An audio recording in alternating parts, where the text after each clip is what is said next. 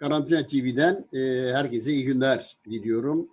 Bugün 6 Mayıs. 6 Mayıs Türkiye siyasal tarihinde son derece önemli bir gün. Deniz Gezmiş'in, Yusuf Aslan'ın, Hüseyin İnan'ın idam edildiği gün. O tarihten bu tarihe aradan yıllar geçmiş olsa da Deniz Gezmişler, Hüseyin İnanlar, Yusuf Aslanlar yalnızca gençlerin değil aslında Türkiye siyasal tarihinde, Türkiye toplumunda vicdan sahibi herkesin gönlünde yer etmeye, gönüllerinde yaşamaya devam ediyorlar. Bugün ekranda da gördüğünüz gibi 3 önemli konuğumuz var. Daha önce Sayın Orhan Sarıbalı, Cumhuriyet Halk Partisi Genel Başkan Yardımcısı ve Bursa Milletvekili Sayın Orhan Sarıbalı, Sosyal Demokrat Halkçı Parti eski parti meclis üyesi yazar Güler Buğday'ı konuk etmiştik ama şimdi ilk kez bu ekranlarda ki aslında mevcut medyanın neredeyse birçok ekranının kapalı olduğu bir ortamda Sayın Ahmet Türk'ü konuk ediyoruz.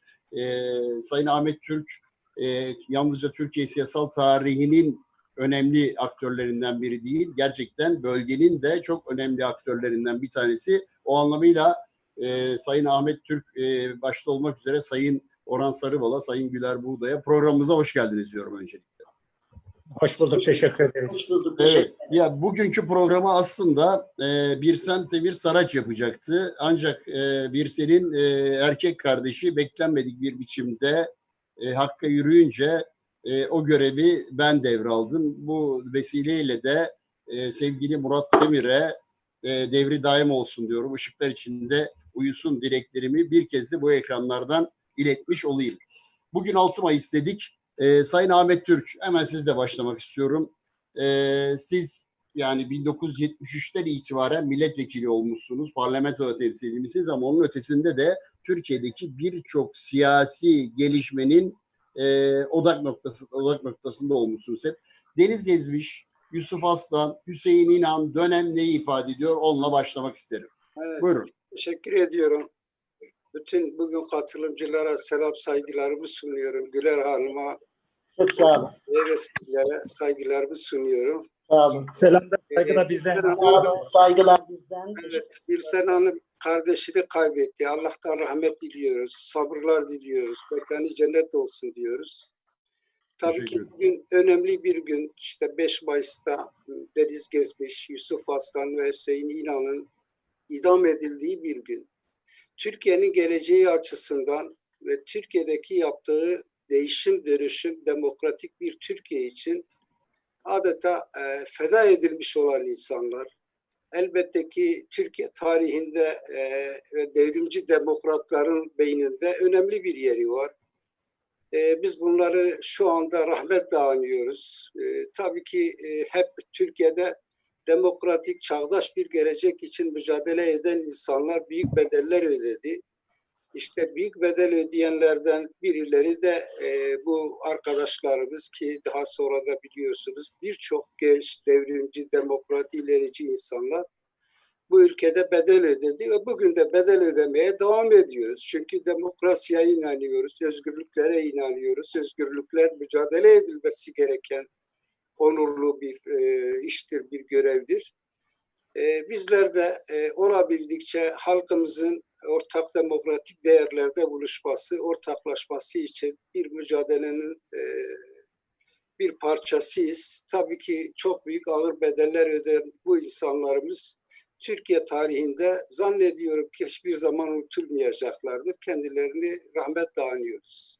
Çok teşekkür ediyorum. Size tekrar döneceğim. Ben Sayın Orhan Sarıbal'ın da 6 Mayıs'la ilgili düşüncesini kısaca almak istiyorum. Sayın Sarıbal, ya nasıl oluyordu? Aradan bunca zaman geçiyor. Konuştuğumuz isimler aslında 23'ünde, 24'ünde, 25'inde gencecik insanlar. Aradan onların yaşlarını ikiye katlayacak bir zaman dilimi geçiyor ama onlar yaşamaya devam ediyor. Ne diyorsunuz bu konuda Sayın Sarıbal?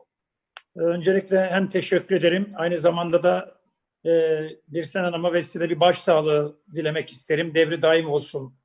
Ve Ahmet Bey'e, Ahmet abime, yürekli insana ve Güler ablama yürekli insana selam saygılarımı iletmek isterim. Saygılar, sağ olun. Varlar.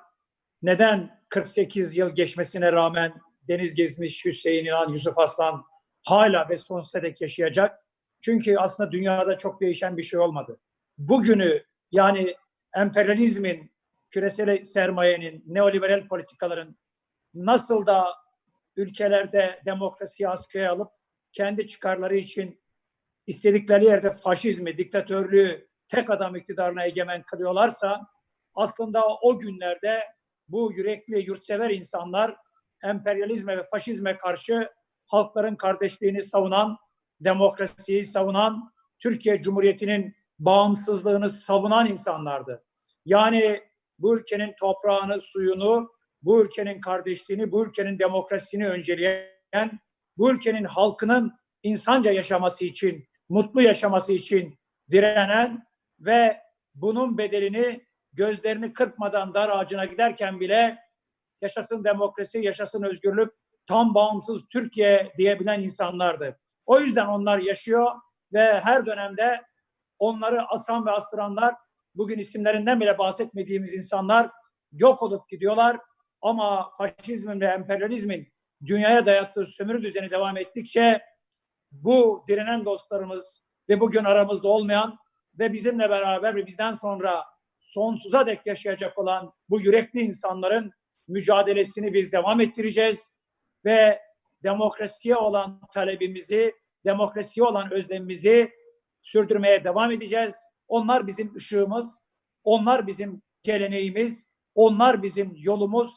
Elbette biz yaşadıkça onlar da yaşayacak. Biz ölmedikçe onlar da ölmeyecek diyorum. Anıları önünde bir kez daha saygıyla eğilerek onların ışığı hep bize yol açacak, yol gösterecek diyorum. Teşekkür ediyorum. Güler Hanım, hemen size de döneyim bu konuda. Bir kadın olarak, bir anne olarak, bir mücadele kadını olarak siz ne düşünüyorsunuz Deniz Gezmişler'le ilgili?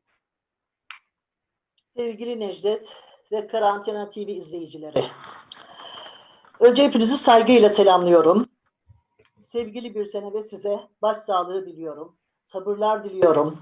Teşekkür ederim. Sevgili kardeşimizin mekanı cennet, ışığı bol, yıldızlar yoldaşı olsun diyorum. Necdet'ciğim, bugün 6 Mayıs, iki önemli olay. Birisi deminden beri Sayın Ahmet Türk'ün ve Orhan Sarıbal'ın da anlattığı gibi Denizler olayı, bir diğeri de Bahar Bayramı. Bahar Bayramı tüm halklara barış ve demokrasi getirsin diyerek başlamak istiyorum. Dilim döndüğünce de Ahmet abime diyorum ki Cejne Buhare Jibo Hemugela Aşitu Demokrasi Bini diyorum. Ve herkesi saygıyla tekrar selamlıyorum. Şimdi ikinci olay.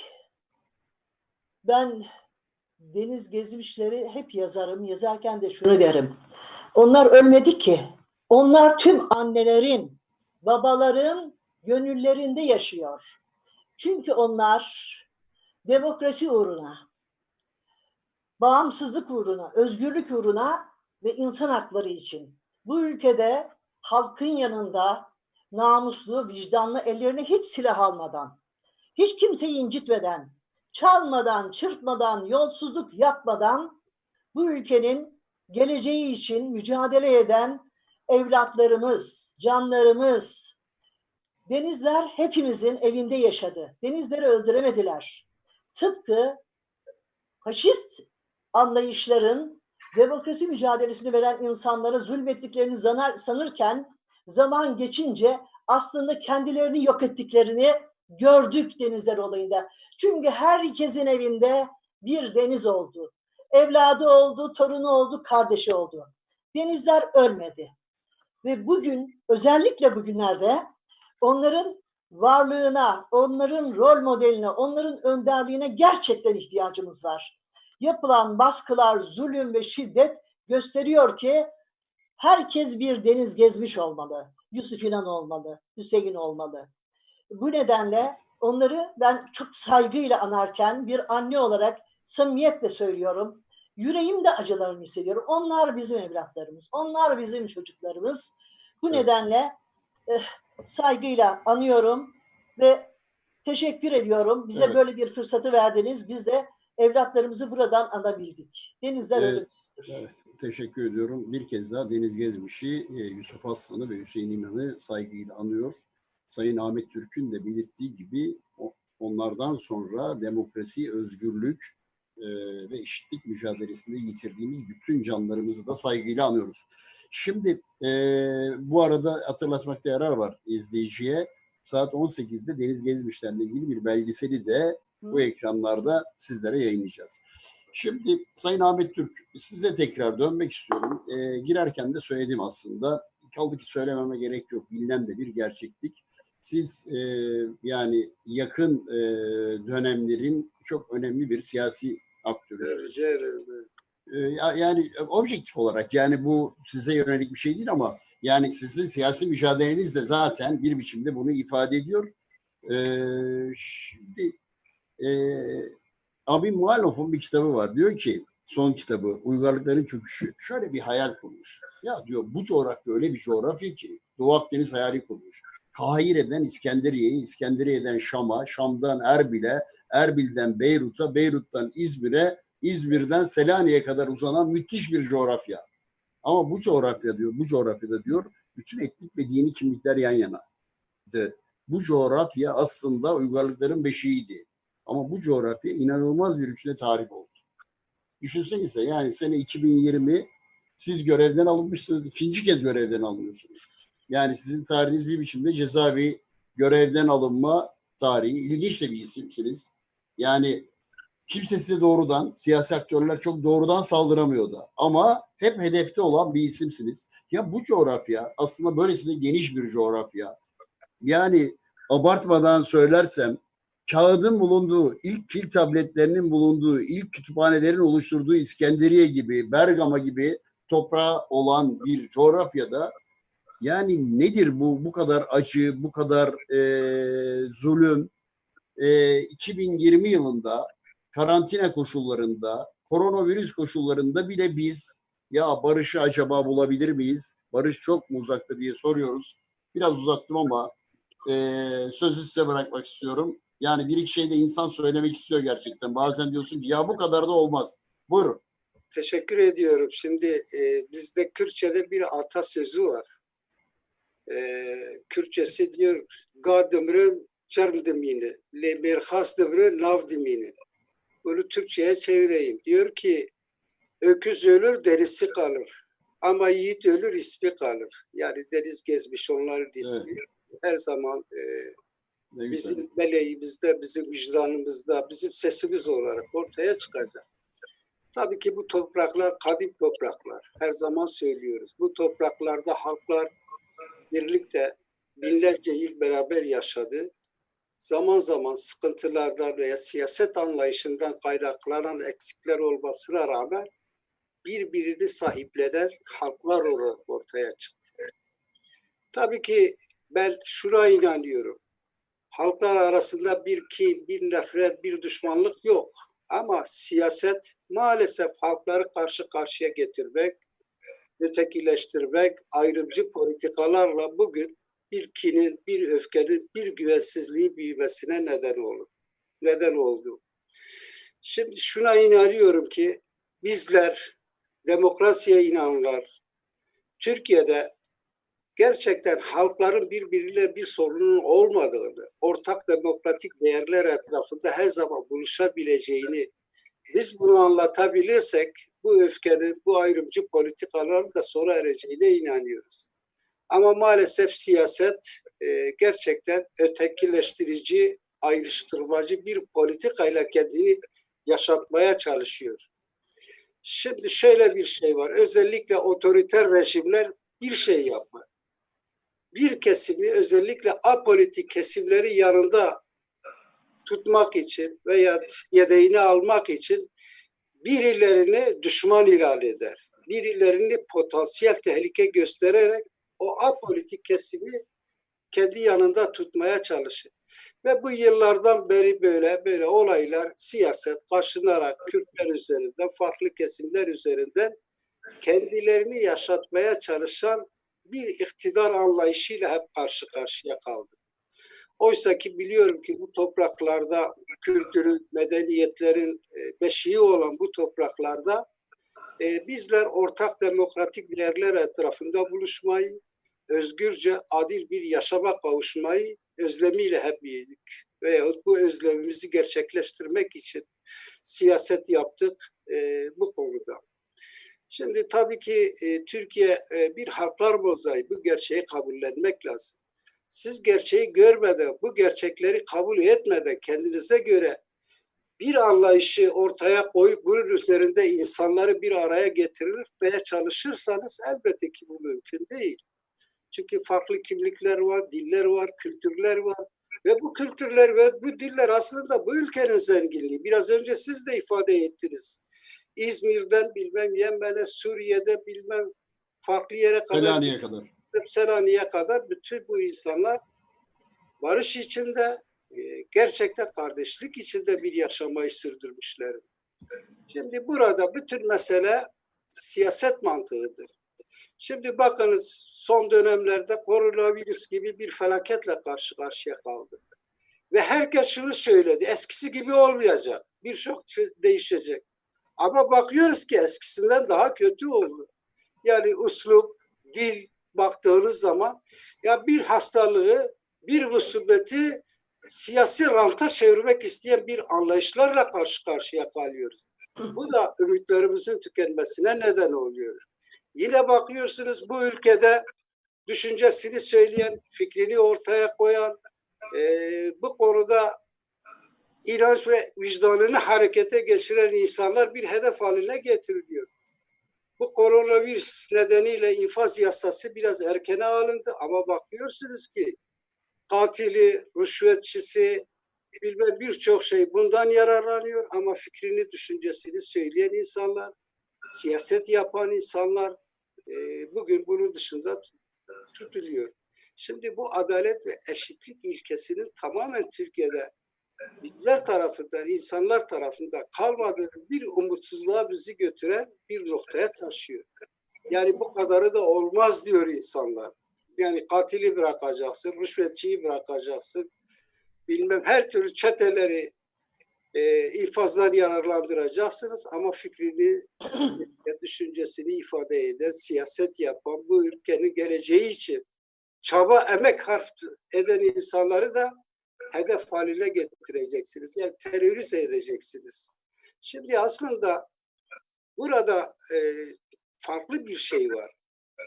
Birincisi başında söylediğim gibi bu iktidarı sağlamlaştırmaya yönelik. Yani o apolitik kesimler, ırkçı, milliyetçi kesimini elinde tutmak isteyen anlayış bir tarafta düşman yaratıyor. İkincisi halkın bu değişim dönüşüm politikalar ve demokratik bir ülkede birçok şeyin değişeceğini ve gerçekten bu ülkede vicdan sahibi olan insanların yarın bu ülkeyi yönetimine talip olacağını gördükleri için bunun yolunu kapatıyorlar. Şimdi basın işte emekçileri var, gazeteciler var. Yani Osman Kavala gibi bir insan bile bugün cezaevlerinde ama görüyorsunuz ki Türkiye'de her türlü rüşvetin, her türlü uyuşturucuyu, yaralamayı, hırsızlığı yapanlar da dışarıda. Yani bu evet. iş değil. Evet. Şimdi, tabii ki bizim istediğimiz şudur. Gerçekten bu ülkede ortak demokratik değerler etrafında buluşmamız lazım.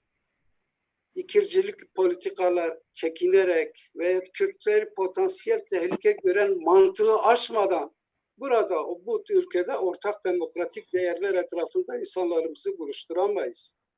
Şimdi özellikle bugün Sayın Cumhuriyet Halk Partisi Genel Başkan Yardımcısı programı. Yani şimdi iktidar partisi demokratik ortak değerler etrafında buluşmayı isteyen siyasetçiler birbirinden ayrıştırmak için habire bir şeyler ortaya koyuyor ve biz bu konuda çekingen davranıyoruz. Diyemiyoruz. Ben her zaman söylüyorum 1991 yılında Erdal Bey ile bir ittifak veya bizleri parlamentoya taşımak isteyen bir anlayışla yaklaştı. O dönemde de Erdal Bey'i çok eleştirdiler. İşte bölücülerle yan yanasınız. Erdal Bey bir tek şey söyledi. Dedi ben yurttaşımı kazansam mı, ötekileştirsem mi? Bunun ötesinde bütün tartışmalar kesildi. Ama maalesef bugün siyasetin aktörleri bu konuda ciddi bir demokratik değerler etrafında buluşmamız konusunda ciddi bir refleks göstermiyor. Bu bizim eksiğimizdir. Kutuplaştırmayı artırıyorlar. Yani diyorum ki, Evet. Sayın Başkan tekrar döneceğim size. Tekrar döneceğim. Özellikle çözüme yönelik de soracağım size. Önemli şeyler söylediniz. Müsaade ederseniz diğer konuklarımıza da bir dönmek. Onlardan da kısaca düşüncelerini almak istiyorum. Sayın Sarıbal'a hemen dönmek istiyorum. Ya Sayın Sarıbal, aslında Sayın Türk'e sorarken de söyledim ama Sayın Türk kendisi de çok net bir çerçeve çizdi. Yani bu ülke aslında inanılmaz zengin bir ülke. Ama o klasik ifade, her şey hiçbir şey eskisi gibi olmayacağın tam tersine özellikle ülkeyi yöneten AKP ve MHP bloğu ısrarla bırakın her şey eskisi gibi olmayacak lafını çok daha kutuplaştırmaya artırıyorlar. Nasıl değerlendiriyorsunuz Sayın Sarıbal? En sondan başlayayım. İktidarın kutuplaştırmaktan başka çaresi yok. Ekonomik olarak bitmiş, demokrasiyi askıya almış, parlamentoyu çoğunluk esasına göre istediği gibi kontrol eden, yargıyı tamamen tüketmiş ve kendisini ya da sistemi hakkında eleştiren herkesi suçlayan, yargılayan, cezaevine atmakla tehdit eden bir iktidarın ancak toplumun bir kesimini düşmanlaştırarak, onu karşısına koyarak, bir tarafını da yoksulluk üzerinden, fakirlik üzerinden değişik argümanlar kullanarak inanç, etnik, mezhepsel, yani insanların hassasiyet noktaları üzerinden siyaset yaparak kendi bloke ettiği kesimi konsolide ederek, elinde tutarak, karşı tarafı da düşmanlaştırarak bir siyaset anlayışı gütmektedir. Bu iktidarın bittiğini gösteren bir durumdur. Ve elinde son koz ceberrutlaşarak, daha da fazla faşizanlaşarak, baskı kurarak, karşı taraftaki herkese kamu kurumları üzerinden, çeşitli kamu yapıları üzerinden ve özellikle elinde tuttuğu basın üzerinden yalanlarla korkutarak, iftira atarak ve algı yöneterek bir tekrar iktidarda kalmak ve koltuğunu tutmak adına bir çaba sarf etmektedir. Diğer taraftan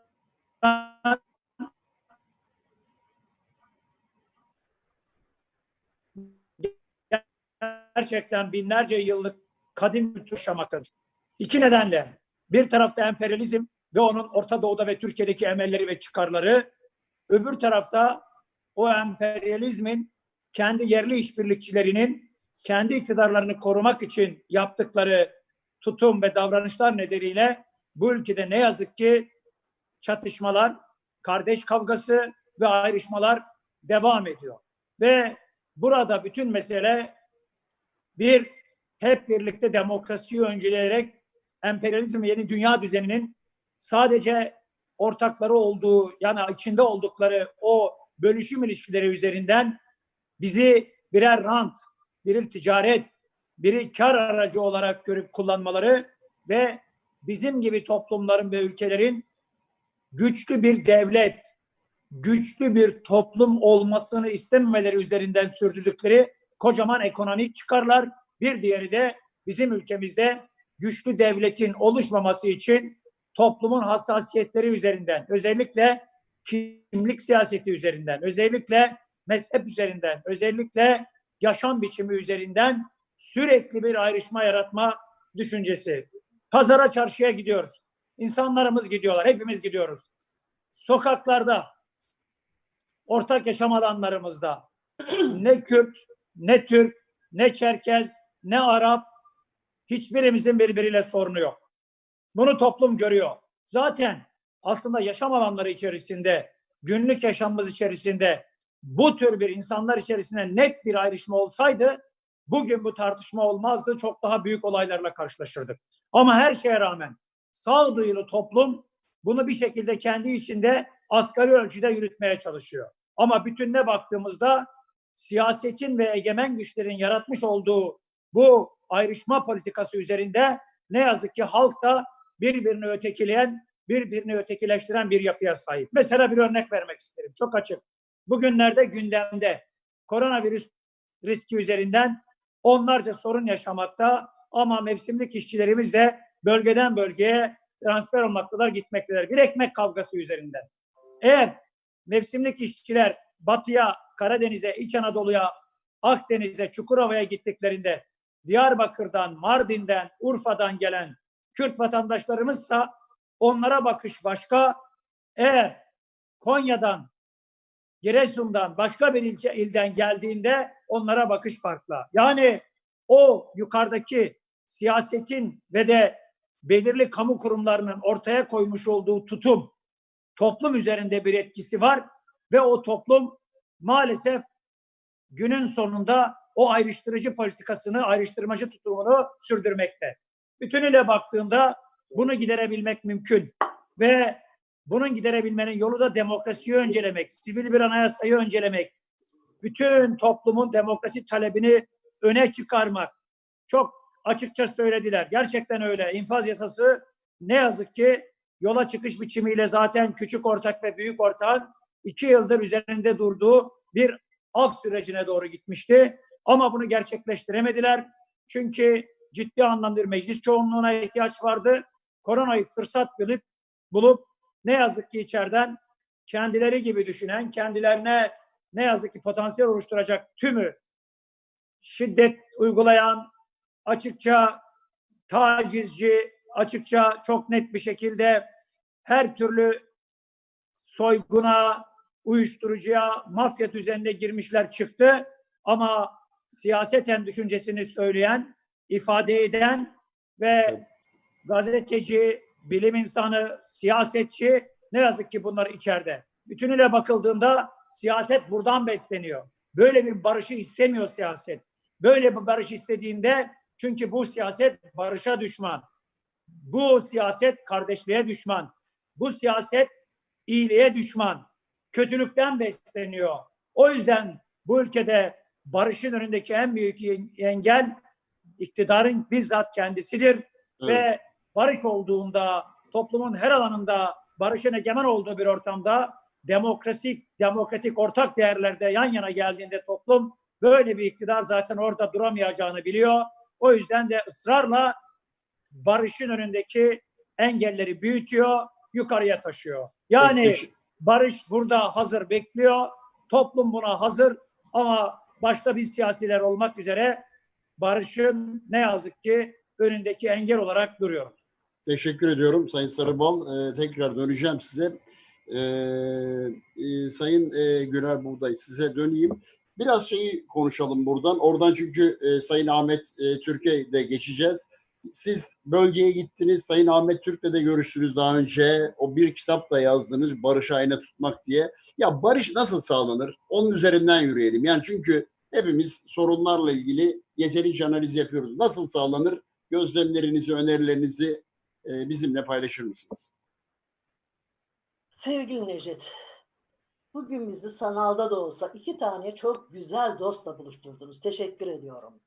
Sayın Ahmet Türk, çok uzun yıllardan beri tanıdığım, gerçekten barışa gönülden inanmış, samimiyetle inanmış, yaşam boyu onun mücadelesini vermiş.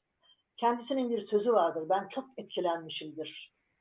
Demiştir ki, barış şimdi gelsin, Allah ya hemen canımı alsın. Bu nasıl bir içten barış çağrısıdır? Bu ne güzel bir temennidir. Bir defa o duyarlılıkları için Sayın Bilge İnsan, sevgili büyüğüm, dostumuz, Türkiye'de sadece Kürtlerin değil, bütün halkların çok sevgi saygı duyduğu Ahmet Türk burada barışı konuşuyor. Çok önemli. Umarım herkes bundan bir şeyler alır. Yine benim can dostum, toprak adam diyorum. Toprak ana, toprak adam çok önemsiyorum. Barış'a öyle gönül vermiştir ki Türkiye'de nerede bir feryat duysa, nerede bir çığlık duysa, nerede bir sorun duysa, nerede bir acı duysa gecesini gündüzüne katar ve gider orada onlara çare olmaya çalışır. Şimdi Ahmet Bey konuşurken şöyle dedi, bu kadim topraklar dedi. Gerçekten kadim topraklardayız. Bir benzetmeyle buraya giriş yapmak istiyorum. Homeros bir gün Ege kıyılarında dolaşırken bir zeytin ağacının altına oturur.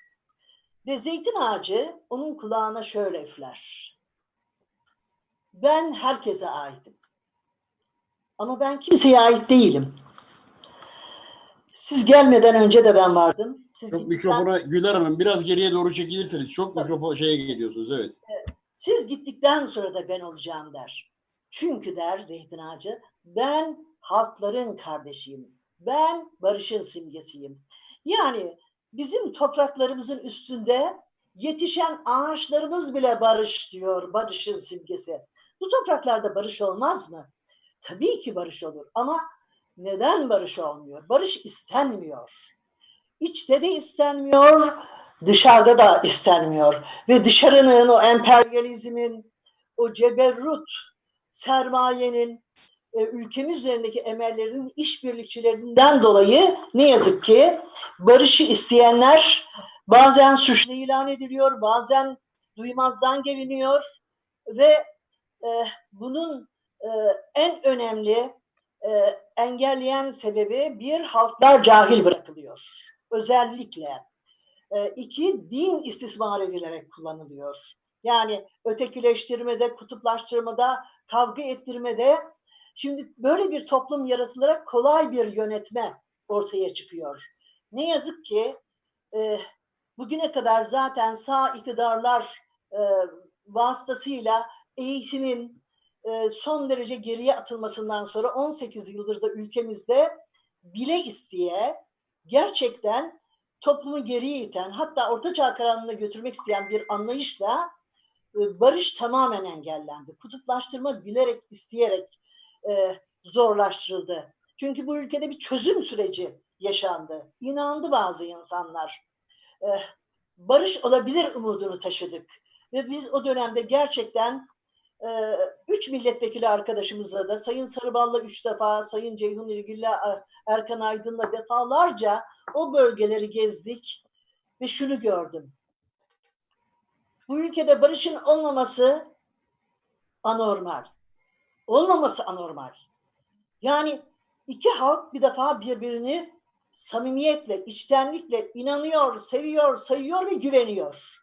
Burada inanmayan, güvenmeyen ve nifak sokan bir idari anlayış var, bir iktidar var. Maalesef kendileriyle ilgili, kendi gelecekleriyle ilgili, iktidarlarıyla ilgili kazanımlar olacağı zaman Kürt halkını yapmışlar, çözüm süreci dediler.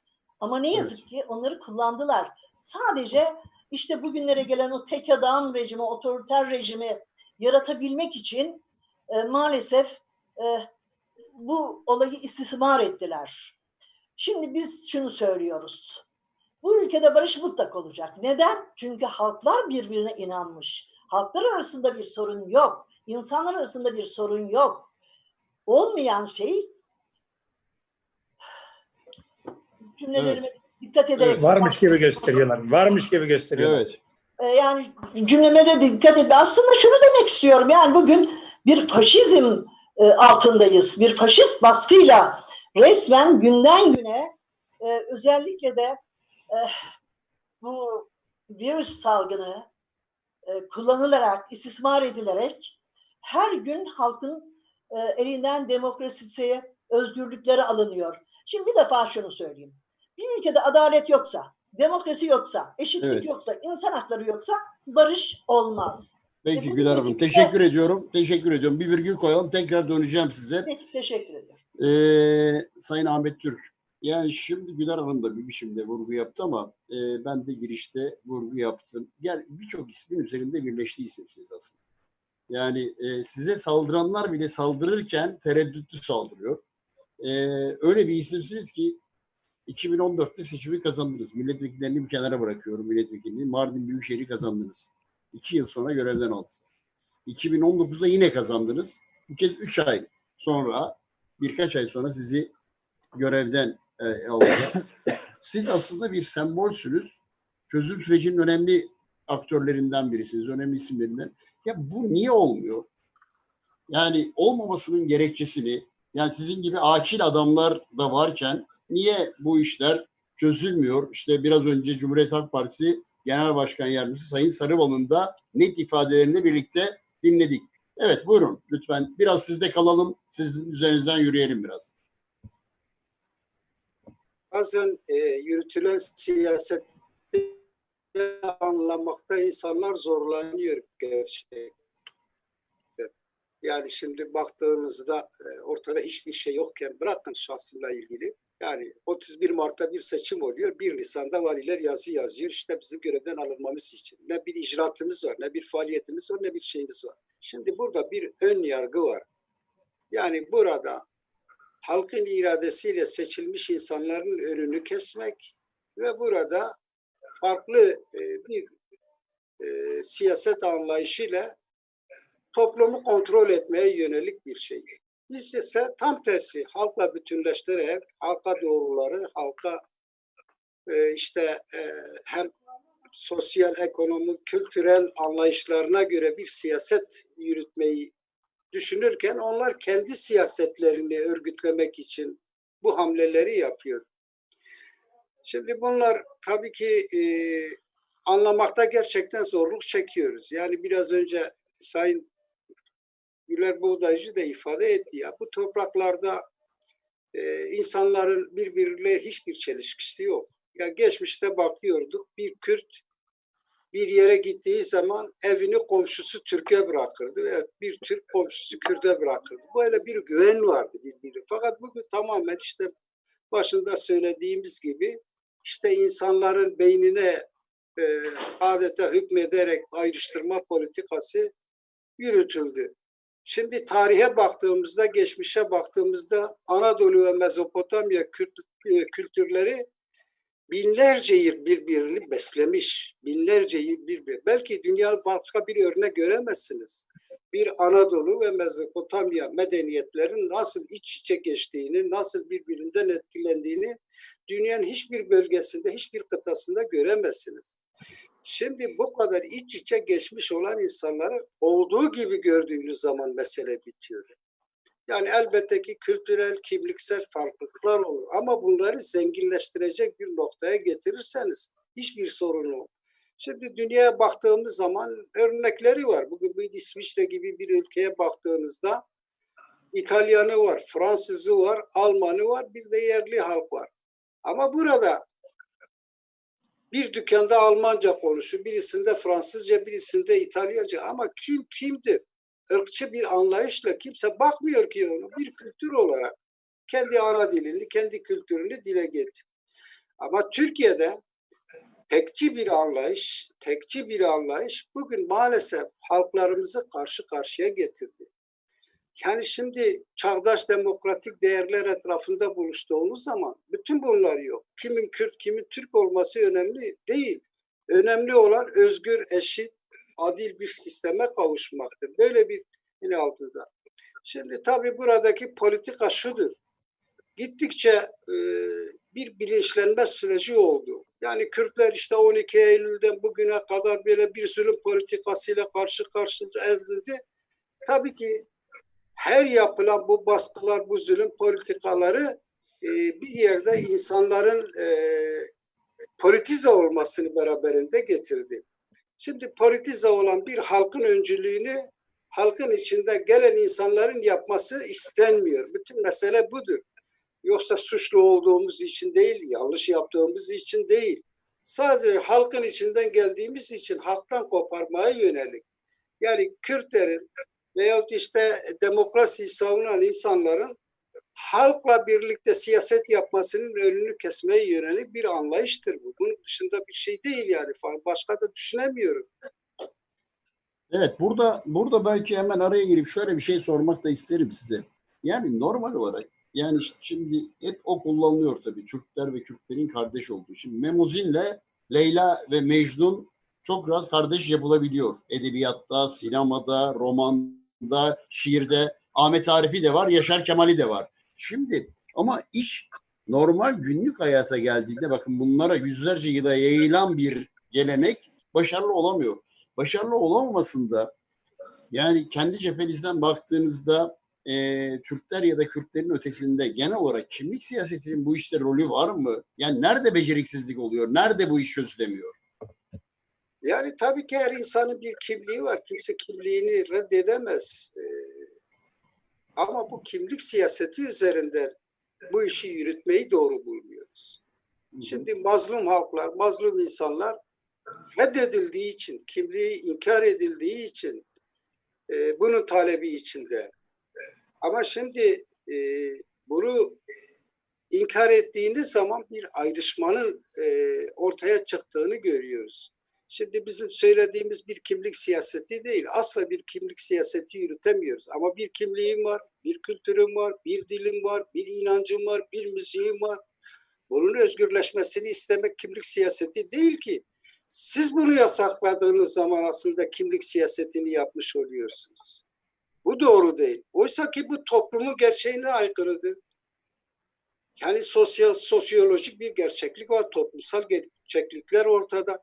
Şimdi siz bunları reddedip ortadan kaldırmaya çalışırsanız ne ortak demokratik değerler etrafında toplumu buluşturabilirsiniz. Ya kardeşlik kelimesi bir şey olmayabilir yani.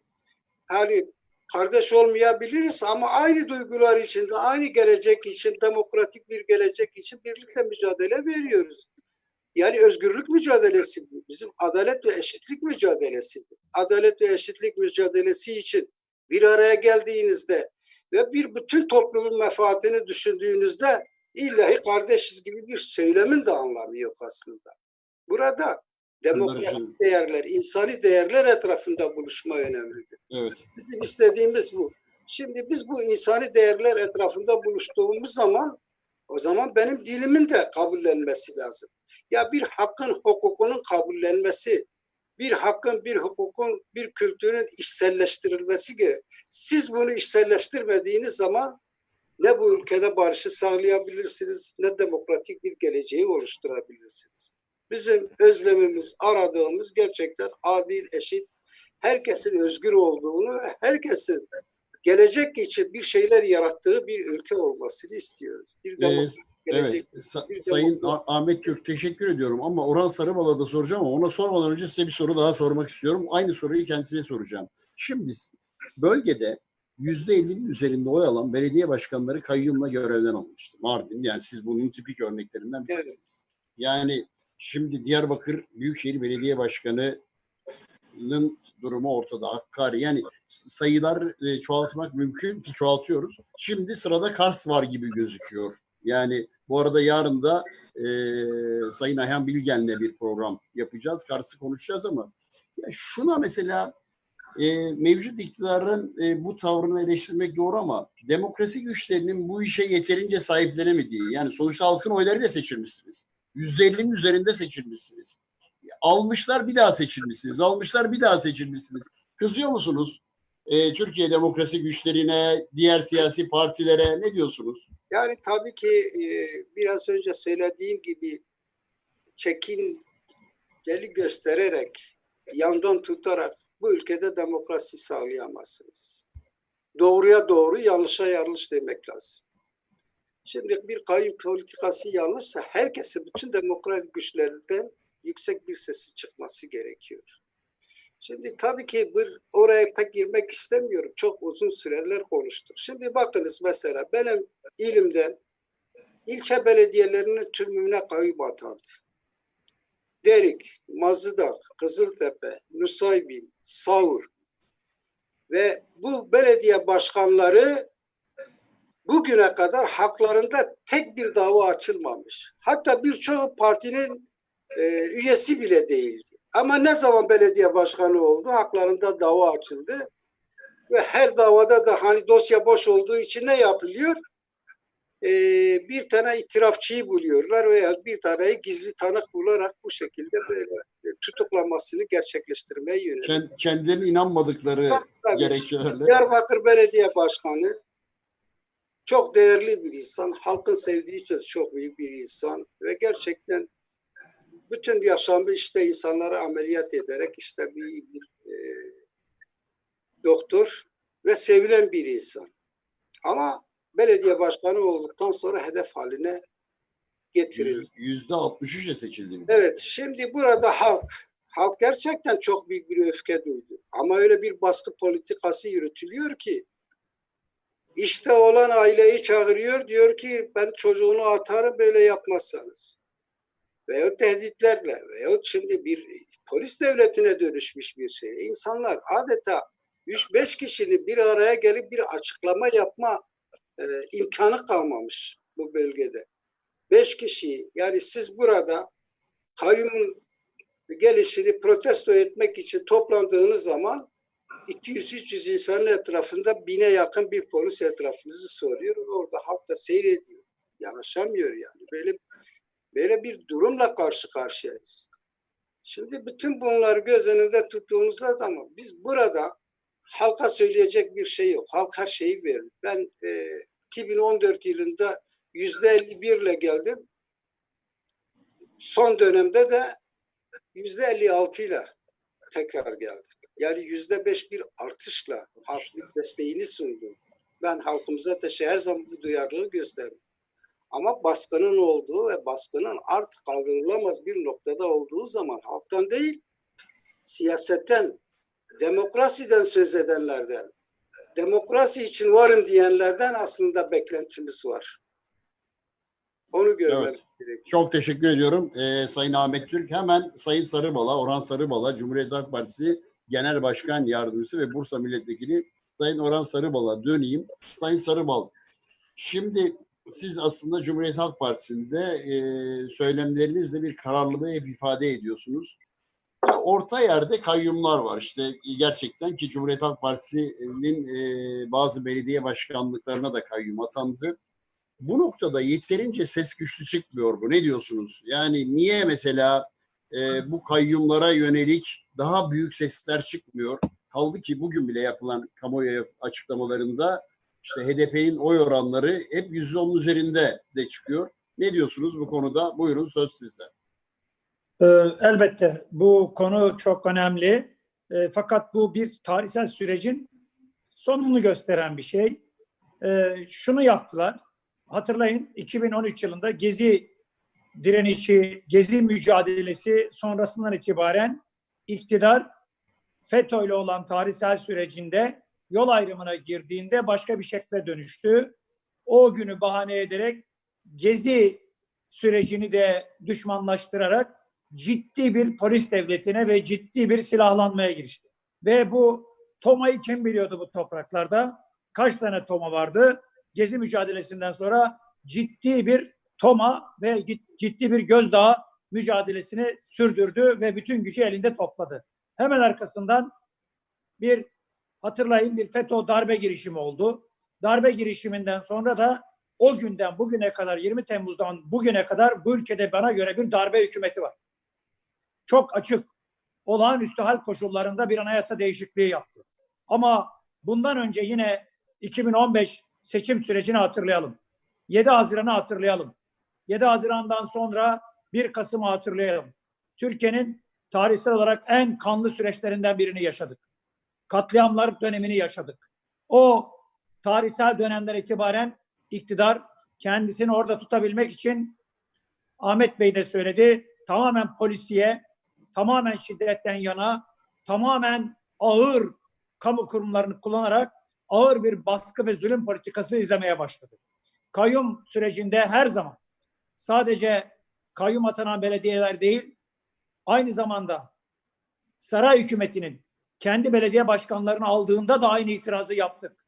Çünkü iş başka bir yere doğru gidiyordu, başka bir amaca doğru gidiyordu. Bugün de yaşadığımız süreçte 30 Mart 2019'dan sonra önceki görevden alınmalarla sonraki görevden alınmalar aslında başkalaşmıştı. Çünkü Batı'da her şeyi uyguladı fakat yine de Büyükşehir'in alınmasına engel olamadı. Doğu'da kayyumları deşifre olmuştu, çok kötü olmuştu. Bütün rezillikler ortaya çıkmıştı. Saltanatı tutun da her türlü yağmanın olduğu bir dönemde Ahmet Bey çok iyi biliyor. Nasıl bir Mardin devraldığını çok iyi biliyor.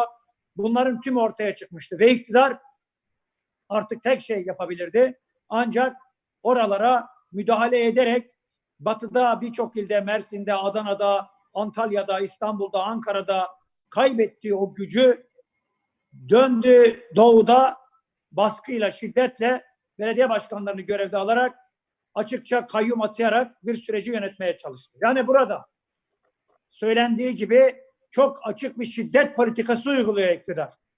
Sivil toplum örgütleri o darbe girişimi 20 Temmuz'dan bu yana kadar açıkça eyleme çıkamıyorlar. Sokaklara çıkamıyorlar. Yan yana eylem yapamıyorlar. 2 kişinin olduğu yerde 20 polis orada büyük bir etkinlik sürdürmeye çalışıyor. Baskı kurmaya çalışıyor. Dolayısıyla sokağa çıkmanın adeta yasaklandığı bir dönemden geçiyoruz. Hatırlayın, yine o kadar çok örnek var ki çıktı. Biz dedi grevleri erteliyoruz dedi iktidar. Ve iş adamları dedi ki sizin için bunu yapıyoruz dedi. Grev yapamayacaklar dedi bu ülkede insanlar dedi. Çünkü sizi düşünüyoruz dedi. Dolayısıyla biz sadece kayyumlara karşı çıkmak değil, elbette karşı çıktık. Zaten o konuda hiç tereddüt yok. Çok net söyledik ama bir taraftan da havuz medyasıyla büyük bir algı yönetiyor. Bizim söylediklerimiz çok az kitleye ulaşıyor. İşte bugün burada bir program yapıyoruz. Bu programın ulaştığı kitleyle saray hükümetinin başındaki adamın televizyonlara çıkıp söyledikleri kaç milyon insana gidiyor. Dolayısıyla medya üzerinden, basın üzerinden çok ciddi bir algı yönetmekte. Bugün Gezi direnişinde ne yazık ki o çocuklar öldürüldü ve o çocukların hukuk karşısında geldiği nokta çok açık görünüyor. Yıllar sonra Osman Kavala'nın, yıllar sonra birçok insanın bugün bu anlamda bile sorgulanması açık bir faşizm sürecinin ortaya çıktığını gösteriyor. Açık bir faşizm bu ülkede var.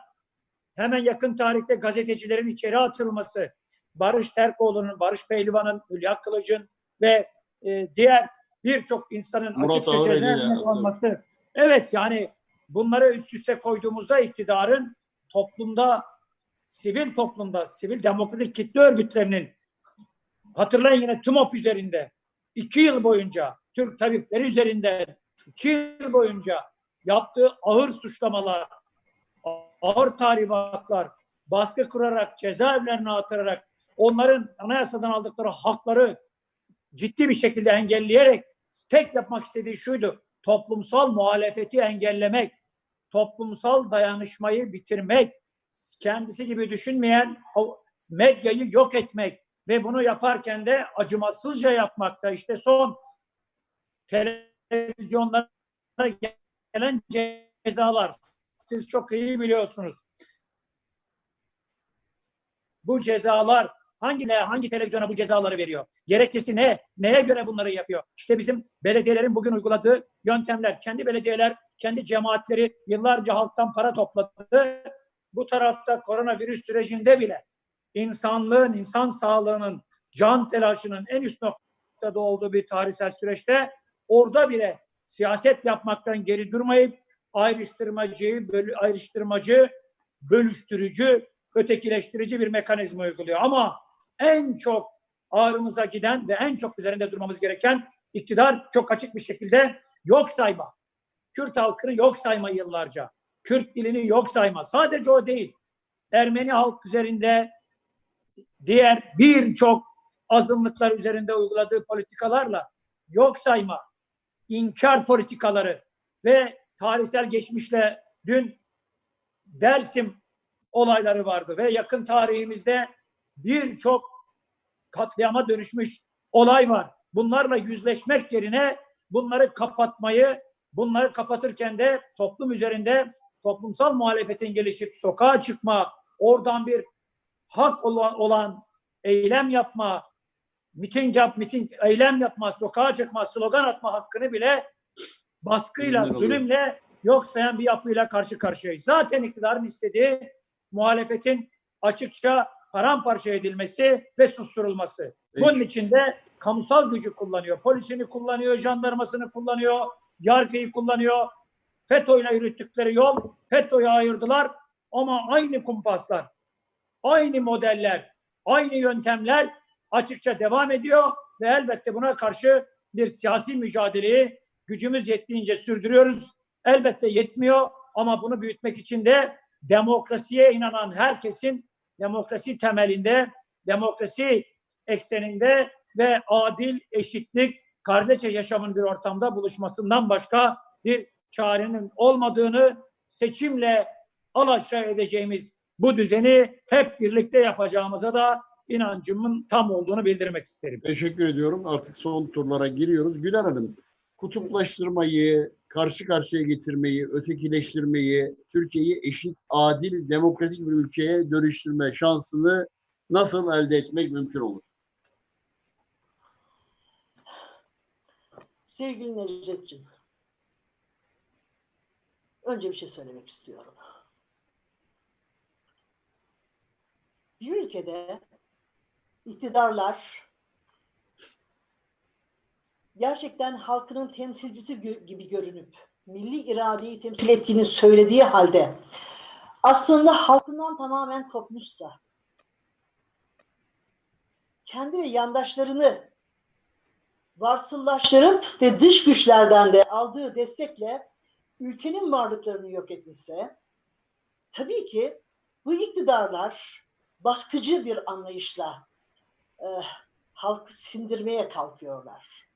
Halkı susturmaya kalkıyorlar ve böyle bir ortamda ne yazık ki ben daha önce katıldığım programda da söyledim. Karantina TV'yi çok önemsedim. Kimsesizlerin kimsesi gibi oldunuz. Yani sesi çıkmayan, sesi susturulan, duyulmasını istenmeyen sesleri ifade ettiriyorsunuz ve her konuda. Bunun için önemsiyorum sizin kanalınızda, sizler gibi bu konuda emek verenleri de. Ama ülkede %90 basın, medya, iktidarın tamamen yandaşı demeyeceğim artık. Sözcüsü gibi, kalemşörü gibi onun emrinde hareket ediyor.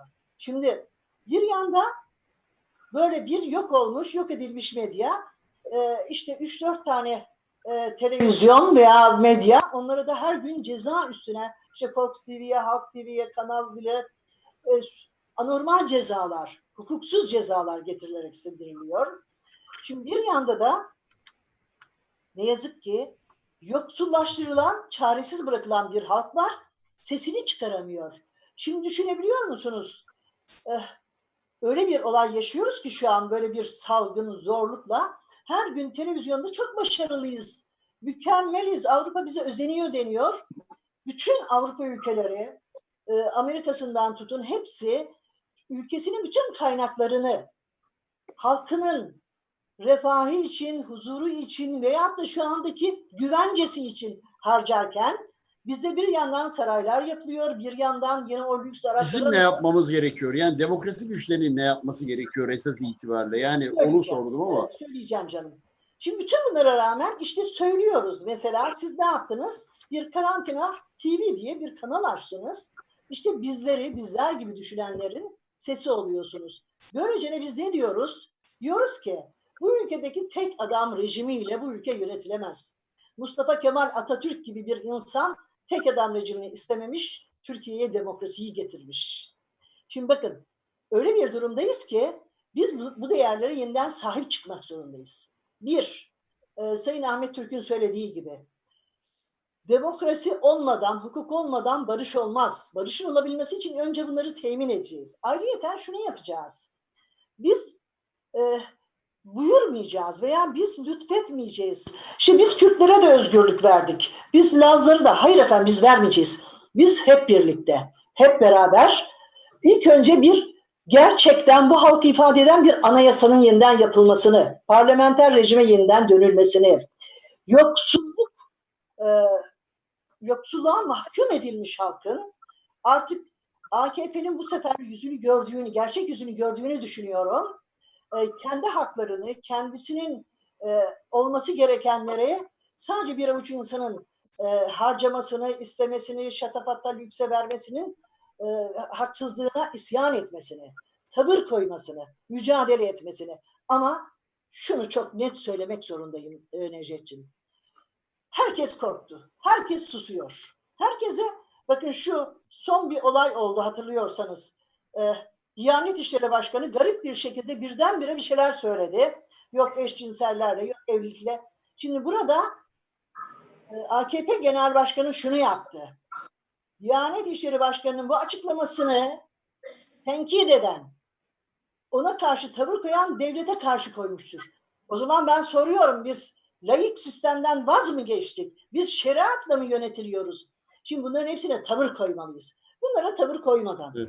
sesimizi yükseltmeden, haklarımızı istemeden ne yazık ki barışı sağlamamız o kadar kolay değil. Önce korkusuz olacağız. Peki, teşekkür ediyorum. Bir şey daha Sayın, söylemek istiyorum Necdet'ciğim, izin verirsen.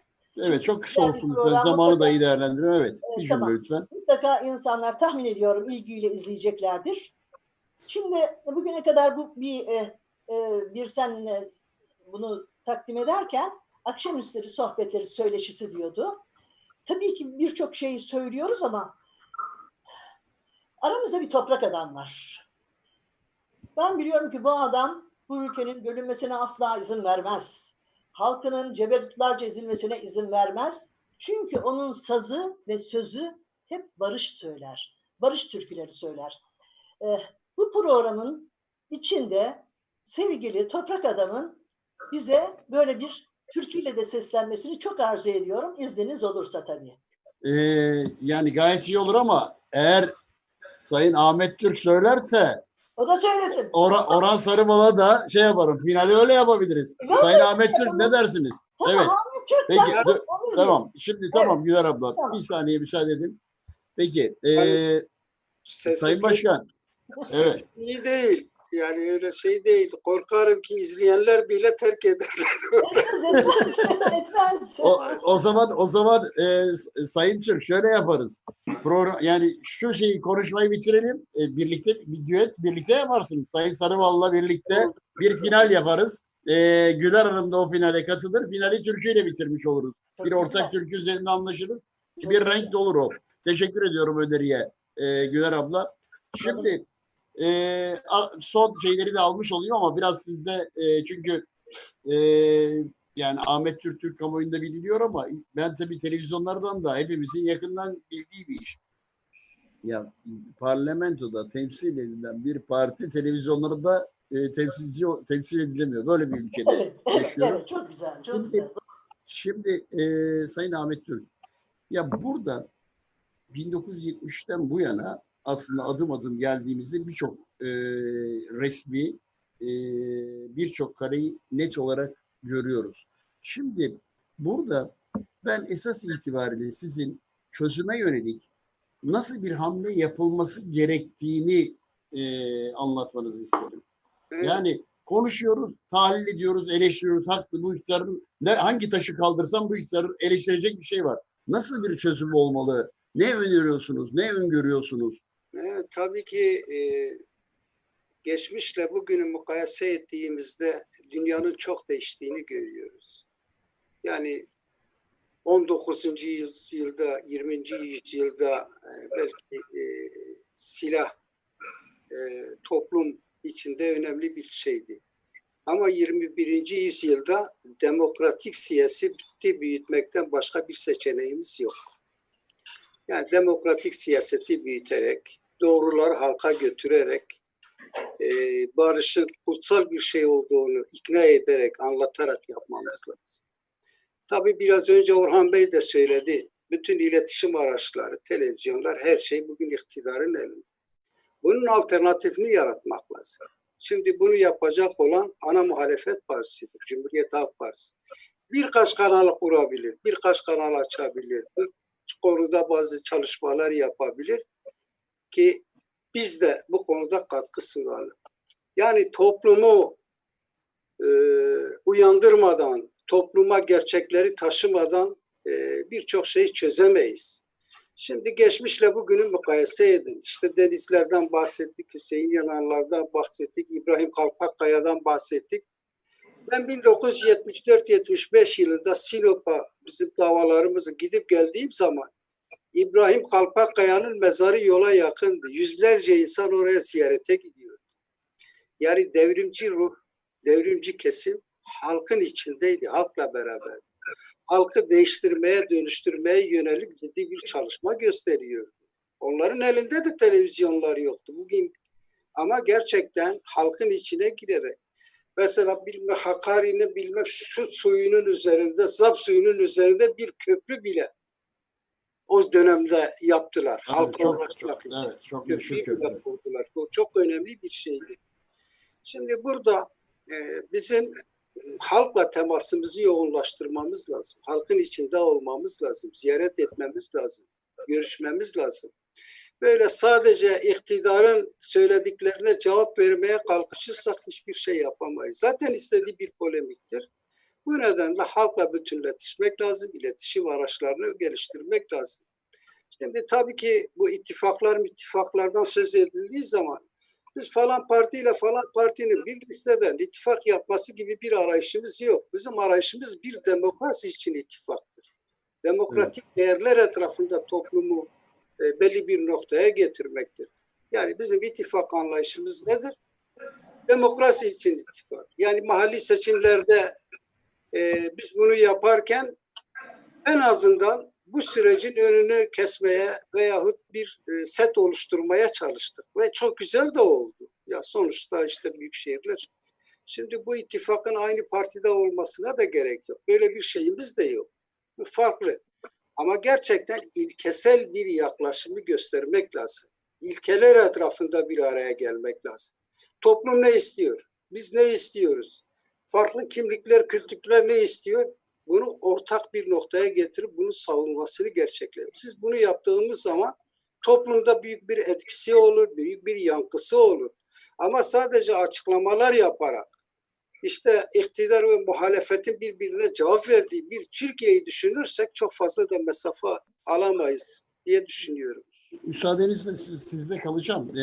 Ya şimdi orta yerde siz de vurguladığınız için yani orada birkaç şey daha söylemeniz için sözü size bırakacağım. Yani evet 2019-31 Mart seçimlerinde aslında zımni bir ittifak oluştu. Yan yana gelmeyecek güçler yan yana geldi. Yani milliyetçilerden Kürt hareketine, sosyal demokratlardan sosyalistlere kadar uzanan geniş bir şey oldu. Şimdi ve normal şu anki kamuoyu yoklamalarının tümünde aslında mevcut sisteme rağmen muhalif düşünenler %50+1'in üzerindeler. Büyük şehirler ve Kürt coğrafyasındaki iller ya buradaki şey niye hamle tamamlanamıyor? Yani normal aslında kamuoyu yoklamaları da çoğunluk el değiştiriliyor. Başkanlık sistemi tutmadı diyor. Niye bu iş olmuyor? İlke dediğiniz nedir mesela? Bunu bir açsanız. Hangi Yani, ilkeler? Tabii bu konuda çok fazla yani bir güven verecek, bu işin öncülüğünü yapacak olan kesim veyahut parti veyahut muhalefet herkese güven verecek bir anlayışla meseleye bakması lazım. Şimdi tabii ki eleştireceğimiz çok şey var. Mesela bu dokunulmazlıklar meclise geldiği zaman bu dokunulmazlıkların sonuçta fikrini, düşüncesini muhaliflere cezalandıracağını bile bile böyle bir oyuna gelindi. Tabii ki bu toplumda güvensizliğin ortaya. Şimdi bir siyasetçi olarak bizler mesela HDP burada muhalefetin öncülüğünü yapamaz. Mümkün değil yani gerçekçi olmak lazım. Ama Cumhuriyet'ten bugüne kadar gelmiş bir sosyal demokrat parti olduğunu söyleyen bir parti bunun öncülüğünü yapabilir. Dediğim gibi burada ilkeler etrafında, talepler etrafında bütünleşin. Ya konferanslar yapacaksın, halkla toplayacaksın, sivil toplum örgütleriyle. Bizim neye ihtiyacımız var? Türkiye'nin neye ihtiyacı var? Demokratikleşmek için neler yapmamız lazım? Bunu ilkeli bir şekilde halkın talepleri doğrultusunda gündeme getirip bunun savunmasını yapacaksınız. Yoksa iktidar şunu güzel yaptı, şunu yanlış yaptı. Bu tartışmalar çok fazla kimseyi de ilgilendirmiyor. Şimdi burada yok olanı yaratmak. Yok olan nedir? Demokrasidir. Var olmayan nedir? İnsan haklarıdır. Var ne olur? Eşitlik, adalettir. Şimdi siz bunlar üzerinde ortak bir program etrafında ilkesel bir yaklaşım gösterirseniz havuz kendiliğinden dolar. Ve dediğim gibi iletişim araçlarını çok güçlü bir şekilde kullanmak lazım. Doğru. Evet. Halkı etkileyecek bir noktaya getirmek lazım. Çok teşekkür ediyorum. Şimdi Güler ablanın önerisine geldik. Artık final yapacağız. Şimdi Sayın Ahmet Türk, Sayın Sarıbal, nasıl yapalım? Birlikte mi okuyacaksınız? Yoksa Orhan Bey'in sesi güzelmiş. Şöyle Toprak adam bir söylesin. o söylesin, eşlik edelim. Evet. ya şimdi ben derim ki şöyle yapalım. Eğer ortak bir türkü varsa o. Yoksa Sayın Sarıbal söyledi, sonra finali o zaman Sayın Türk siz de yapalım. Bir dinleyelim Orhan Tamam. Bey. Evet. Ee, Evet. Bir tek cümle söylemek isterim öncelikle. Evet. Bittiğini sanıyorum, programımızın sonuna geldik. Biz demokrasi adı altında, demokrasinin temel değerleri adı altında bireysel hak ve özgürlükler, temel insan hakları, evrensel insan hakları, barış, adalet, hukuk, yani insan için ne lazımsa, insanım diyen ama bunun içinde önce vicdan olması gerekir. Bence temel sorun insanın vicdanı da gitti. Biz bundan sonraki süreçte aslında bir toplumsal muhalefet, toplumsal dayanışmayı oluşturduk 2019 yılında 30 Mart'ta ve 23 Haziran'da. Bütün mesele bunu geliştirip büyütmekten geçiyor. Evet, partilerin çok üzerinden değil ama tamamen insanın temel ihtiyaçları üzerinden ve temel beklentileri üzerinden yapmak lazım. İktidar da bunu gördü. Tamamen bu demokrasi talebi olan toplumun bu büyüme sürecini durdurma, engelleme ve onu yok etmek için her türlü şeyi yapıyor ve sonra Genel Başkanımız zaten demokrasiye inananların bir araya gelmesi ve demokrasinin iktidarını kurmak gerektiğini söylemesindeki temel anlayış da buydu. Ahmet Başkanımın da zaten söyledikleri buna işaret ediyor. Buradan doğru yürümenin anlamlı olduğunu düşünüyorum. Belki çok kısa bir şey söylemek lazım sizleri kısmadan. Biz türkülerle doğduk. Annemizden, babamızdan türküleri gördük. Ben türküleri hem kendi adıma, hem toplumum adına, hem ailem adına, hem de siz değerli dostlarım adına, türküler bizim için bir mücadeledir. Sevdadır, aşktır, hüzündür, direniştir, mücadeledir. Biz öyle bir toplumda yetiştik ki mutluluklarımız bile ağlayarak türkülerimizde var. O yüzden Anadolu'nun güzel hikayeleri ve öyküleri var. Ama Anadolu'da bir kızın evlendiği zaman evinden çıktığı an, çıkacağı gün en zor gündür ve en çok elbette üzülecek, her zaman olduğu gibi analarımızdır. Burada da analarımız derken ablamın çok güzel bir sözü hemen geldi. Gözyaşlarıyla insanları sınamayın, analarının gözyaşlarını durdurun. Önemli.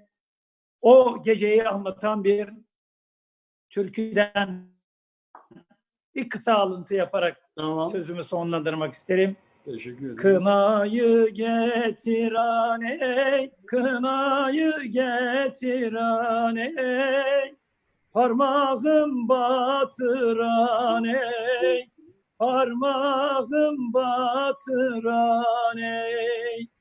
İşevni van etemey, işevni van etemey, cemmindara kevaney, cemmindaya kevaney. Bu gece misafirinim annem diyor. Bu gece misafirinim. Bu gece benimle kal anne diyor. Annesinden ayrılmanın bir ön aşamasını anlatıyor. O yüzden Mahsuni Şerif ölmüyor. O yüzden Pir Sultan ölmüyor. O yüzden deyim yerindeyse Daimi ölmüyor. O yüzden Ahmet Kaya ölmüyor. Türküler ölmediği sürece mücadele de ölmeyecek, direniş de ölmeyecek ve elbette günün sonunda iyilikler, dostluklar kazanacak, demokrasi kazanacak. Hepinize saygılar sunuyorum. Teşekkür ediyorum. Sayın Ahmet Türk, evet sizden de bir dörtlük alalım. Şevçumatı di hevtelo vezra nazım kengi bete hevtelo aydıl aydıl aydıl dilimin aydıl aydıl aydıl amrimin te çidgo carek müşterret gola derru kol kiriyo jimil khaydiye aydıl aydıl aydıl dilimin. Harikasınız, harikasınız. Gördüğünüz gibi bakın sevgili izleyici, programı bitiriyoruz ama ya Türkiye güzel ülke ya. Sayın Sarıbal söyledi, arkasından Sayın Türk söyledi, Ahmet Türk söyledi. Bakın nereden yayın yapıyoruz?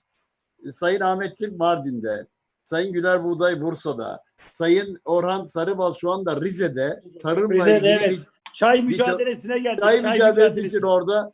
Ben şu anda Edremit'teyim. Ya bu ülke isterse gerçekten türküleri de insanları da bir araya getirir. Program bitirirken çok fazla mesaj var ama Bir cümle Sayın söylemek Ahmet Türk, istiyorum. çok özür diliyorum Güler Hanım, bitiriyorum. Sayın Ahmet Türk, çok fazla mesaj var ama bir mesajı söylemek zorundayım. Sizi 12 Eylül sabahı darbe olduktan sonra, 12 Eylül 1980 darbesi olduktan sonra gözaltına alım zorunlu olarak alanlardan birisinin bir mesajı var. O dönem yüzbaşımız Sayın İsmail Öztürkmen diyor ki Sayın Ahmet Türk tam bir beyefendi gibiydi diyor. Üzerinde mavi bir takım elbise, içinde beyaz gömlek. Bugün gibi hatırlıyorum. İsmail Öztürkmen'in size saygıları ve selamları var. Bunu da Benim de saygı selamlarımı söyleyin lütfen. Sağ olun. ben de iletirim. Ne güzel. Bakın insanlar gerçekten güzel şeyler Ben de söylüyorlar. böyle bir programa katılmaktan işte Sayın Güler Buğdaycı, Vesile oldu. Sayın Evet. Orhan Sarıbal ve sizlerle beraber olmaktan büyük bir mutluluk, bir keyif aldım. Çok teşekkür Peki o ediyorum. zaman ben de şöyle başlayayım. Sayın Güler Buğday başta olmak üzere, Sayın Güler Buğday başta olmak üzere, Sayın Güler Buğday'a, Sayın Orhan Sarıbal'a, Sayın Ahmet Türk'e bu programa katıldıkları için teşekkür ediyoruz. Türküler söylediler. Belki de televizyon tarihinde belki de ilk yani bilemiyorum ama bu anlamıyla da selamlıyorum. Sevgili Karantina TV izleyicileri, sizler de bizi izlediğiniz için sizlere teşekkür ediyorum. Hatırlatıyorum saat 18'de Deniz Gezmişler'le ilgili bir belgeseli Karantina TV'de izlemeniz mümkün. Saygılar sunuyorum. İyi günler diliyorum.